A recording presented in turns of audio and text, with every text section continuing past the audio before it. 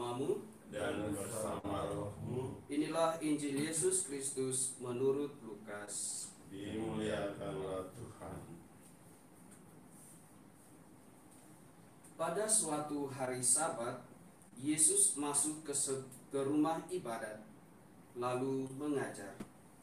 Di situ ada seorang yang mati tangan kanannya.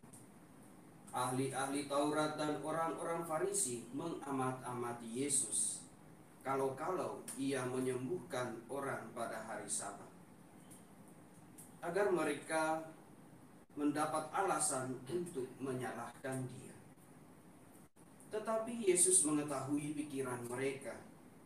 Ia berkata kepada orang yang mati tangan kanannya, "Bangunlah dan berdirilah di tengah."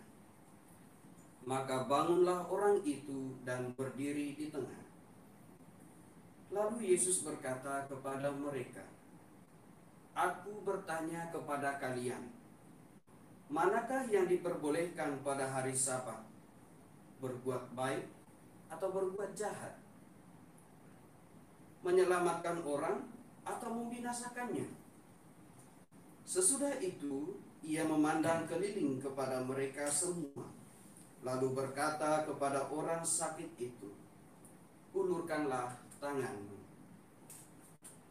Orang itu mengulurkan tangannya dan sembuhlah ia. Maka meluaplah amarah ahli-ahli Taurat dan orang Farisi. Lalu mereka berunding, apakah yang akan mereka lakukan terhadap Yesus. Demikianlah Injil Tuhan. Terpujilah Kristus.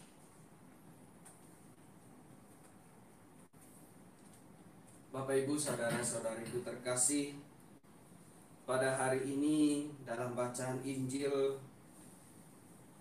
tampil Yesus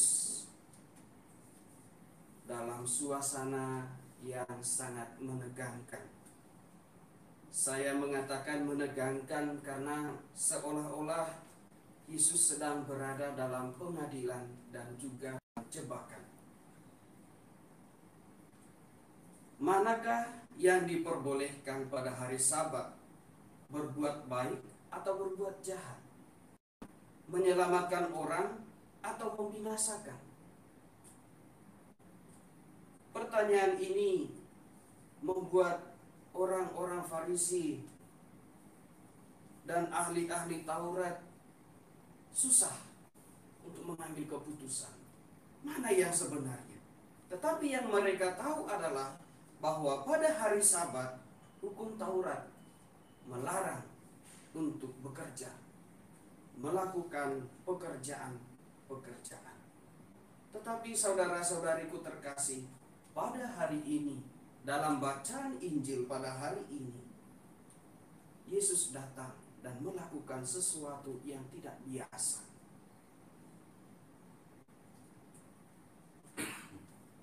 Mana yang lebih utama? Menyelamatkan orang atau membinasakan?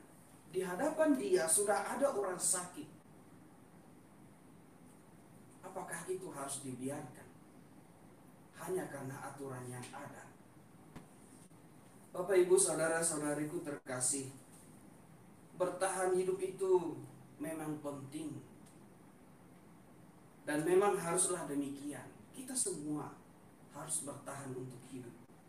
Namun untuk mempertahankan hidup itu, kita sering terlalu egois. Hanya berpusat pada keinginan pribadi kita.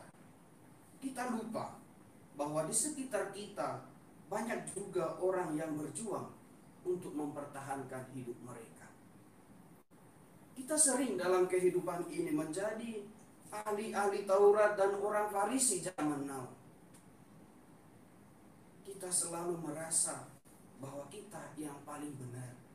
Aturan yang sudah tertulislah dan harus kita jalankan. Bapak Ibu saudara-saudariku terkasih, di mana hati nurani kita ketika kita berhadapan dengan situasi seperti yang dialami oleh Yesus? Di hadapan kita sudah ada orang sakit. Sampai kapan kita harus menunggu saat yang tepat untuk menyelamatkannya? Bapak Ibu saudara-saudariku terkasih, seperti dalam bacaan pertama, buanglah ragi yang lama, ragi keburukan dan kejahatan. Marilah kita berpesta dengan roti yang tidak beragi, yaitu kemurnian dan kebenaran. Kita perlu memurnikan lagi, menjernihkan, atau bahkan mengubah pola pikir kita yang lama. Kehadiran Kristus, menerima Kristus dalam kehidupan kita, hendaknya membantu kita untuk meninggalkan pola pikir kita yang lama, yaitu pola pikir yang dikuasai oleh duniawi, gila kehormatan, kekuasaan, ketamakan, dan ego kita. Dan kita mulai pola pikir yang baru, di mana kita mencintai nyawa sesama kita, dan juga lebih terbuka menerima sesama apa adanya. Semoga Tuhan memberkati kita sekalian.